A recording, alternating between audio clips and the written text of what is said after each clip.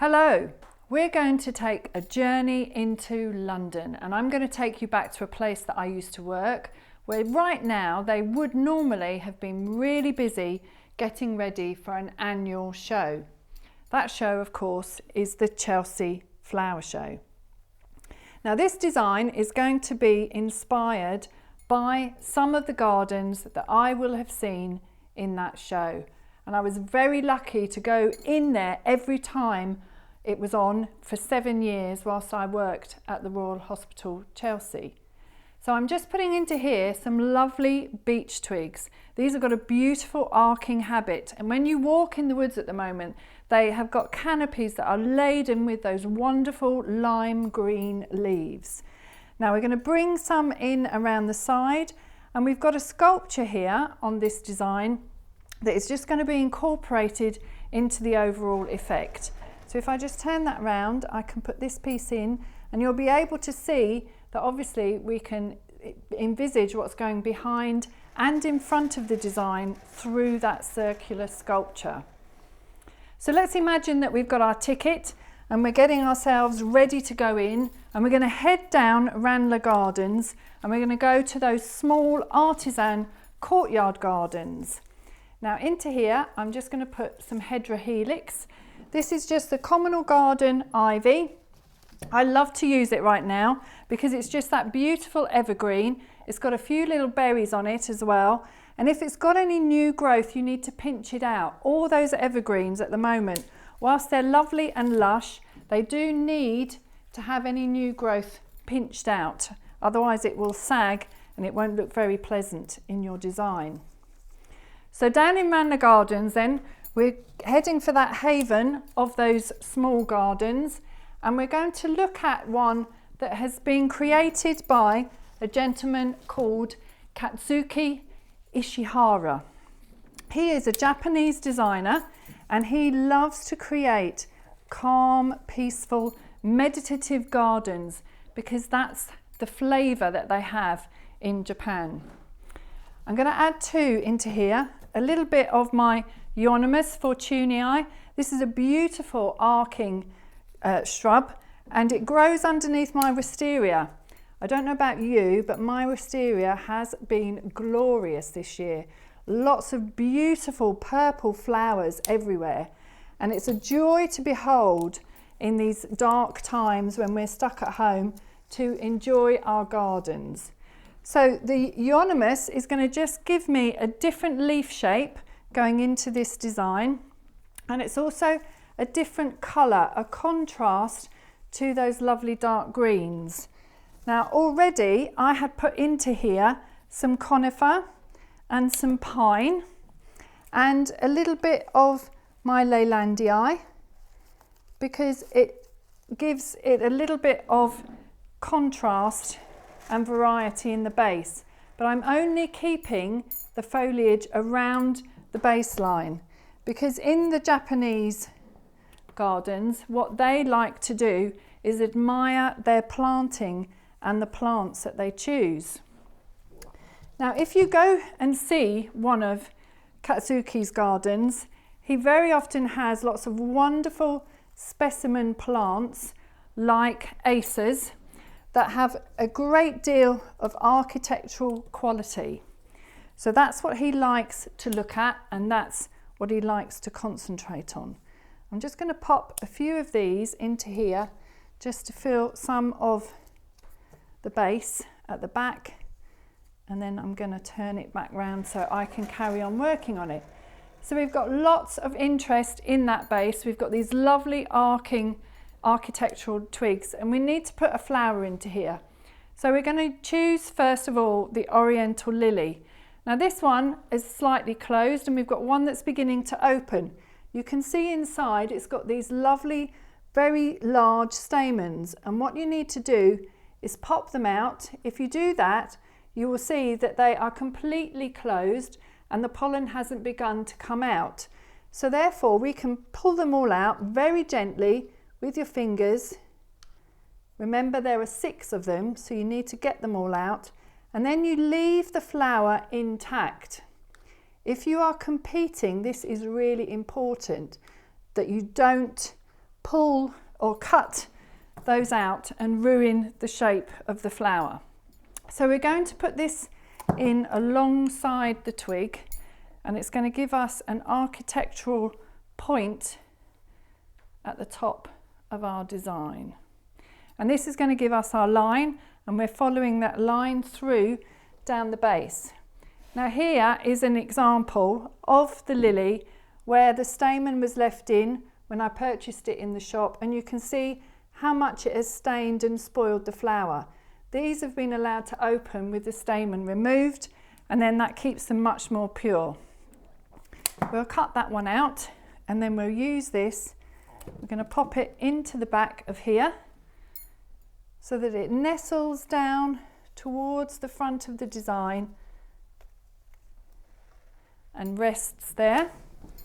And then we've got another set. Again, you can see it's open beautifully. We can still see the full form of the flower, and we can use it in our design confidently, knowing that we're not going to get lots of that terrible stamen pollen stain all over it. And this is just going to come through here, and it's going to nestle and begin to show through the front of that design. They are beautiful, aren't they? Let's just pop that one in just a little bit more. So we're beginning to build our structure, but we're going to allow our flowers to be the focal point of this design. We want the flowers to be our main area of interest. So I've got another flower put into here, and this is the very humble freesia. It's a really popular flower in the supermarket, and all of the flowers that I'm using today I have bought in the supermarket, so there's no reason for you not to be able to do this. It's got a slightly arcing habit, so we can use this to begin to incorporate a little bit more of our arc and our sculpture. So Japanese gardens have a lot of detail in their base. They very often feature water, and they will have moss around because it's a very humid, hot country. So they like to have moss in their gardens because it lasts really well, and it also has quite a good feature, or adds a good feature.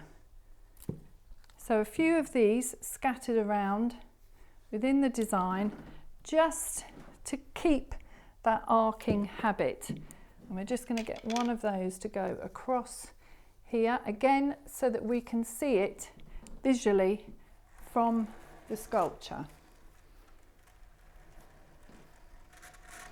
I always used to love to go down to Ranelagh Gardens. When I worked there, it was a place that I used to go to just to have my lunch. And then in April, Chelsea begins to take hold and it gets very, very busy. Into here now, I'm going to add a beautiful white rose, really simple. The rose is, of course, the emblem of the United Kingdom, and it is one of the most well-used flowers in all flower arranging. And again, we're just going to scatter them through the design at different levels so that we begin to draw the eye in and through. So Ranelagh Gardens becomes very busy. The whole of the gardens in Chelsea become busy. I used to find myself running into work when I worked there because I was invariably late, because once the flower show begins, everybody is ambling and making their way to see the beautiful flowers in Chelsea. But what they've forgotten is that the rest of us are trying to get to work. But never mind. It is a wonderful place to go to see and be seen. And of course, on a Monday, they have all the celebrities that appear and start to go in and enjoy their gardens and the things that they can get and buy. And of course, I was very fortunate to be able to go in sometimes during that time. So a few scatterings of the roses going into here and through, and I'll just turn that round so that you can see it. And I'll pop another couple into the back.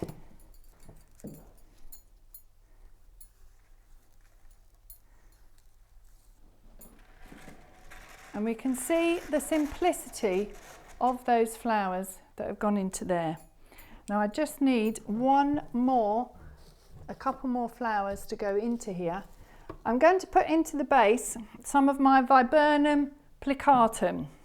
Now this is looking a little bit sad because it's been out of the water for a little while. So these should perk up, but it's got a lovely flat mop head. It almost looks like a hydrangea, a lace cap hydrangea, but it is a Viburnum plicatum. And I'm going to use that almost like a moss to go into the base here. And then I also need another lily that I'm going to have to get from the bottom under the table. So we're just scattering those in there. And as I say, it's a little bit like having moss going into the base, just as they would in the Japanese garden. And also in the Japanese gardens, you will very often see water.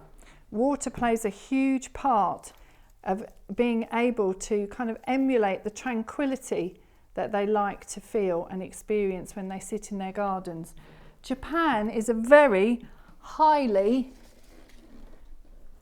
populated country, so their gardens become their oasis, and it's an area where they like to have calm, meditative times where they are able to switch off and enjoy nature to the full. So here we've got our last few lilies going into here just as a focal point, and we've got a design that is very monochromatic, very simple, all using the supermarket flowers, but hopefully reminding you a little bit about Chelsea, even though we can't unfortunately go and visit it ourselves this year. But I hope you'll agree, a simple but very elegant design that reflects the Japanese culture and hopefully gives a little bit of joy to you today. Thank you.